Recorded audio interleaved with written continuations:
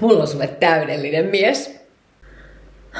Tiedätkö, mä oon ollut sinkku koko vuoden, mutta silti jotenkin onnistunut käymään läpi kaikki parisuhteen kriisit. Eli anteeksi nyt, jos mä en riemusta hyppien vastaa tähän sun kankeeseen väkisin pakotettuun tilanteeseen, jota ihmiset kutsuu deittailuksi. Mä en pidä siitä tunteesta. Istutte siinä ja mietit, puhut sä liikaa, liian vähän, onks mun ruokaa naamassa?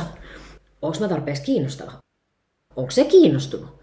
Onks mä edes kiinnostunut? Mitä jos mä en oo kiinnostunut? Leikiks mä, että mä oon kiinnostunut?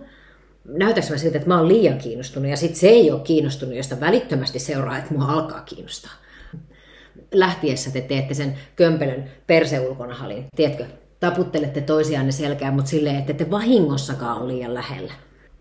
Pitääkö pussata? Haluuko se pussata? Kättely tuntuu vähän tökerältä. Hirveän vaikea lukea sitä tilannetta siinä. Toisaalta mietit, että pitäisikö vaan vetää mutkat suoriksi ja tehdä huono päätös ja kokeilla. Edes kärjen verran, tiedätkö? Ihan nopea, ihan vaan tietää tuntuuko se miltään. Okei.